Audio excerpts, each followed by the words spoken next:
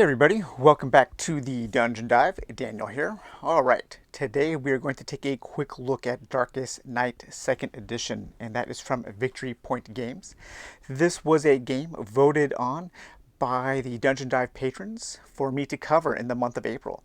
So if you would like a say sometimes in the games that I cover, please head over to the Dungeon Dive Patreon, and I put up a vote every once in a while. So Darkest Night 2nd Edition. At its core, it is kind of a basic threat management style game. Think, Pandemic, Arkham Horror 2nd Edition, that kind of thing. It's a very mechanisms forward game, but it is also a game that I have really fallen in love with the past week or so as I have been playing it. In this game, you are playing as 4 different heroes who are fighting against the evil forces of the Necromancer. And the 4 heroes are moving covertly through the land, gathering the clues that they need to find these holy relics that they will need to obtain in order to fight against the evil forces of the Necromancer, to banish him from the land, and to protect the monastery, which is kind of like the last bastion of hope and safety for the humans in this desolate land that has been overrun by the Necromancer, his minions, and his blights. So I'm going to just cover a few brief topics, kind of detailing why I really like this game, because on paper it might seem like a game that is more mechanisms forward. There isn't a lot of story, there isn't a lot of flavor text, but there are a number of things that combine together to make this game really something quite special, I think. At its core, Darkest Night is a game of micro elements. And what I mean by that is, on a turn, a hero only has one action. You usually are only rolling 1d6 for any of the checks. All of the beings, the heroes, the monsters, even the Necromancer himself only has 1 hit point. The flavor text on the cards is usually like 1 small sentence.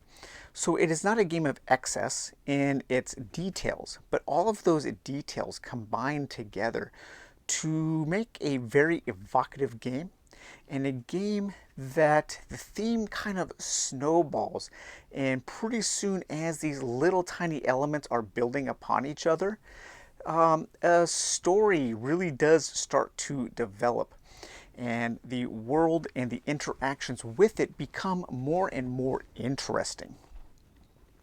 Another thing that I really like about the game is actually its theme. Even though it is a mechanisms forward game, the backstory, the theming is very well done. And what I like about that, it's kind of similar to my feelings on Iron Helm. Iron Helm had one little sentence that really made me take notice of the game's theme, and that was how you were playing as an older adventurer. Well, this game actually kind of feels like you are starting the game after a group of players has lost the previous game. And what I mean by that is the world is already in peril when you start the game. The Necromancer has already destroyed the land, and your heroes are grouped up in this monastery. And this monastery actually has this lighted border, and it's a protective barrier around the monastery. This is the only safe place. This is your last bastion of hope for humanity. And I really like that in the sense that your heroes are not like galloping out on horseback, loudly declaring their fight against the Necromancer. No, in Darkest Night 2nd Edition, your heroes are working covertly. It's like guerrilla warfare tactics. They are moving through the shadows, moving at night, trying to remain secretive, because the more things they do that attract the attention of the Necromancer, the more danger that they will find themselves in. Another part of the game, which is kind of in a micro element stage here, are the characters themselves, which we will return to. But the characters only really have two stats, and each of the characters only has these two stats, grace and secrecy. And really, these two stats are like a currency that you are going to be spending and gathering throughout the game. Grace is a currency that you can use to avoid death. So like I said, the characters only have one hit point. When they get hit, they lose that hit point. And if they don't have a point of grace to spend, then they die. They can also use grace to spend on their abilities, which we'll talk on another subject. The second stat they have is secrecy, and this is how secretive they are. This is how covertly they are moving about the land. And you want to keep that secrecy high, because as it goes down to 0, well, then the necromancer is going to be targeting you. You are becoming more of a threat to the necromancer and to his forces. And so things get more dangerous the more brazen you are, the less secret you are, the more danger you put yourself in. And that is a really cool concept that I don't see in a lot of games. And that adds a lot to the theme and a lot to just the feeling of playing in this world. Another thing I like is the look of the game. I think this is one of the best looking games I have ever played. The character art is just extraordinary, and we're going to be taking a closer look, so don't worry about that. I'm going to be flipping through a bunch of the characters so we can see the cards. But even just the backs of the cards, super nice quality cards. A lot of the cards, like for the different artifacts you're going to be finding, are large tarot sized. And just to give you an example of like how many artifacts you can find in the game, these are like special items that add powers and abilities and items to your heroes, and there are just a ton of them. And each one of these, again, it's kind of like one of the micro elements. Each one of these is going to give your hero like one little extra thing that they can do, but there are a ton of them. And just the look of the cards is really nice, super well made, high quality cards. You have this huge stack of event cards. These are going to represent kind of like the dangers that you're going to be facing as you are going throughout the land. So those look really nice. The art on the board is really nice. Everything has this kind of like muted color scheme, but it doesn't look boring. And it has a very tightly focused visual design element that I really appreciate. Same as some of the like the quest cards. Just everything just looks really nice. It looks elegant and kind of classy in a way. So that's another thing that I really like about this game. The way that the small elements, the micro elements, the way that they work together to create interesting scenarios is another thing that I really enjoy about Darkest Night. And as an example, every time your hero takes a turn, so you always play with 4 heroes. And right now I am playing as like my group of like light bringers here, my spiritual warriors, my holy warriors. We have the crusader, the monk, the priest, and the exorcist. So those are the 4 heroes that I am playing with. And every time one of your heroes takes a turn, they are going to draw an event. And one of the events that I drew was, let me find it here, was this betrayal. And a very simple little flavor text here. Only 3 other people knew about the rendezvous. Yet when you arrive, it is swarming with the dead. So you've been betrayed, and it shows this map here. And obviously, you know, somebody, when you moved into the mountains or the forest or the ruins or the swamp or the castle, somebody let the evil forces of the necromancer know where you were going to be, and you got betrayed, and you were going to lose a secrecy. So as you were betrayed, your secrecy went down and you were becoming more of a threat to the evil forces. Well, after I was betrayed, later on in the game, I came across a quest for counterintelligence. So I thought like those two random elements really worked off of each other. At first, my heroes were betrayed, but maybe they were actually secretly sneaking through the forest, actually gathering some counterintelligence. And this says that suspicious characters have been spotted surveying the area and building hiding spots. Demonstrate that you're better at that than they are. And so to solve this quest, you needed to go to a certain location and you needed to elude the people who were hiding. So maybe the people who were betraying you, they were hiding, and you had to actually elude them to gain the successes to beat that quest. So there's all kinds of little things like that, these little elements that just start to add up. And at the beginning of the game, you're kind of thinking like, wow, I don't know if there's going to be a lot going on here as far as theme, but things start adding up and start becoming really interesting. One of the things you're going to do throughout the game, as I mentioned at the beginning, is you're going to be looking for certain clue tokens. And you want to find 10 clue tokens so you can get these holy relics. And these are the only way that you can win the game. You can either use these to help you fight the necromancer, or you can take 3 of them back to the monastery and win the game that way. And the way you're going to find these clues is by unlocking these various mystery cards.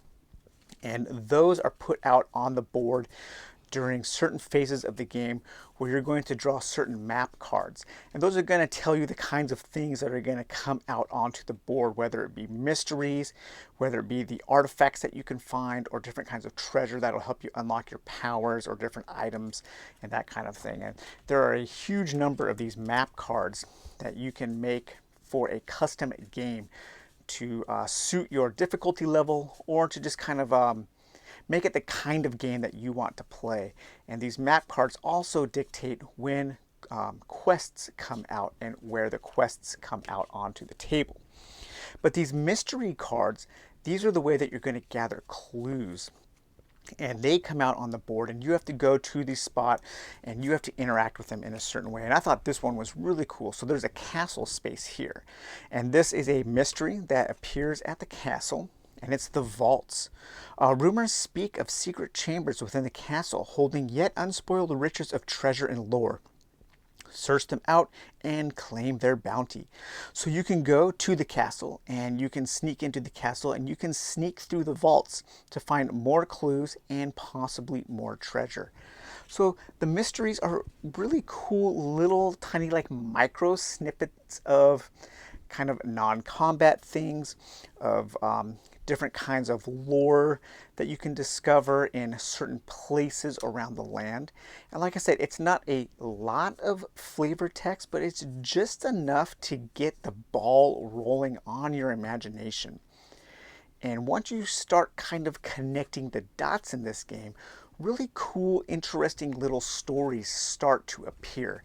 And as long-time viewers of the Dungeon Dive know, you guys know that I like games where I get to be the one that connects the dots in my mind. And so even with the quests, they have a name, they have a picture, they have something very mechanical that you need to do, and a little bit of flavor text. But it's just enough of a spark to ignite the fire in my imagination to get me going to really love the way that this game plays out every single time. And the difficulty setting. This is another thing that I don't see a lot in games like this. And it makes sense coming from Victory Point Games, which they are a company who has thematic games that are very tightly designed mechanically. And that really shows in how you can tailor the difficulty for this game to suit your play style. There are all kinds of different options in the optional rules. And so a base game is going to have a difficulty modifier of 0. But then there are ways to add a +1 or +2, +3 to the difficulty modifier, making it more difficult by maybe adding more darkness cards. Darkness cards are ways that throughout the game, as the game progresses, the ways that the enemy is going to get stronger. And in a normal game, you're only ever going to face 2 of these, which they give you a ton of different options. So in a normal game, you will only ever see 2, but you can add more to make the game more difficult. You can change the starting allocation of grace and secrecy that your heroes start with to make the game easier. You can start with more blights or fewer blights on the board to make the game easier or difficult. And everything you change is either going to add to your DM or take away your DM. So you can add certain things, like you could add more darkness cards, but then you could start the game with fewer blights to bring it back down to a 0 modification. So you can really tailor the game to how you want to play. Same as when you initially set up your map card, your map deck, which is going to show you kind of how the game fights back against you or how the game's AI works. Each of the map cards has a little color wheel here, and you want to take out all of the cards that have a certain color depending on the style of game you want to play. So I am playing this game here as just the base set game, and so I would use all of the ones that have a green circle at the bottom. And then you can, at the beginning of the game, when you want to set up your map deck, you can do so using this cheat sheet here. So you can kind of pick the different kind of blights, the different kind of minions and evil powers that the Necromancer has, depending on the style of game you want to play. I'm playing the Simplicity version. You can play a hunted version, which has all kinds of monsters. You can play an overrun version, an entropy version, a spiritual warfare version, or a classic version, which is based on the original release of Darkest Night. So there are just a ton of different ways to modify the game and different things that add random elements to this game to make every single game feel like a different game. And a lot of that also has to do with just the variety of stuff you get in this game. I have never seen a game that comes with this many heroes. So you are going to get 29 different heroes. And here we're going to take a look at some of the heroes, and you can also take a closer look at the character art, which is just amazing. Now you might be thinking to yourself, well, these characters are, what's so special about them? It's a picture, it's a little synopsis of what they're good at, and 2 stats. Well, that is kind of true. However, you also have a huge stack of character power cards. And when I say huge, I mean absolutely enormous. Every character in this game has a deck of 13 different powers that they can equip and use throughout the game. And each one of these powers for each character is completely different. Remember, there are 29 different characters in the game, and they have all kinds of different things. They have different things you can do on a turn. Some of them will give you more actions. Some of them will make you better at fighting, better at searching for when you want to search for items and artifacts and that kind of thing. There are different ways that you can boost your character's grace or their secrecy. There are different combinations. Certain characters can bless other characters.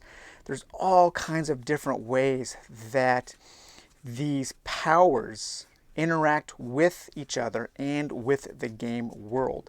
And so just picking 4 random heroes at the beginning of the game is going to drastically change the way that the game is played. And every single character that I've played so far has had just an abundance of amazing powers. Like, I want that one. I'll draw another one. Oh my God, this is the best one. No, this is the best one. It's one of those games where everything seems cool. Every power you want to use. And every time I've played a different character, I've had a great time learning that character, learning their nuances, how they interact with the world, how their powers interact with the powers of the other characters. it is a lot to keep track of when you're playing solo, because you are having to deal with, at least you start with 3 powers on each character. You can change that to add or subtract from your difficulty modifier if you want to, but the standard way is 3 powers per character. So that's going to be 12 powers at the beginning of the game. Throughout the game, sometimes you will exhaust a power where you can't use it until a certain resting action or something, but you can also get more powers. So you are having to think about a lot of things, but because you can only ever do one thing on a turn, it becomes pretty easy to keep track of. But yeah, just look at some of this character art, man. It is some of the coolest looking character art I've seen in a game. I absolutely love it. There's so much kind of energy in the drawings. They're super detailed. And there is, like I said, 29 completely different characters in the game, each with their own decks of certain powers. And then on top of that, you have all of your events, and each one of these events is going to be a different kind of encounter that your characters are going to have. You're going to have 4 every turn, 1 per character, or every round, and these are going to represent different things you're going to be fighting, different kinds of tests you're going to have to overcome, different bad things that are going to happen to you.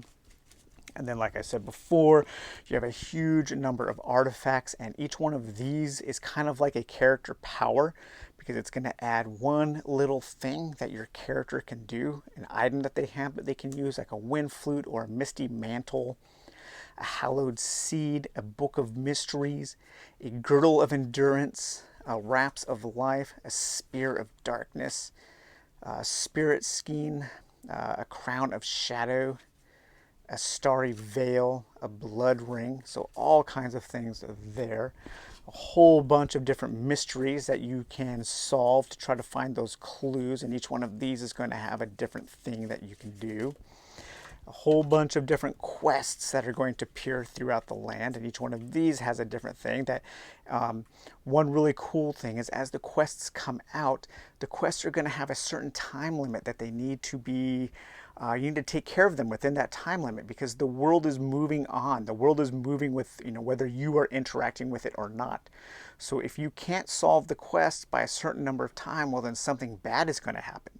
So that's another really cool thing, because you have to constantly be thinking, okay, we need to do this, but we also need to go get that quest. You have, like most of these games, you have 3 buckets of water and there are 5 fires. So how are you going to solve those problems? And then you have a huge number of darkness cards, and these are going to add new rules to the game, new ways that the bad guy can do bad things to you. You have a huge number of different blights that the necromancer is going to be using against you. And then each of the characters also comes with a awesome standee with their character art. So yeah, this is a great little threat management adventure game. I can highly recommend it, but I know it is a little hard to find now, because I'm pretty sure Victory Point Games got purchased. And so I think this game is kind of in between printings right now, which is too bad. I know the prices have kind of skyrocketed on it.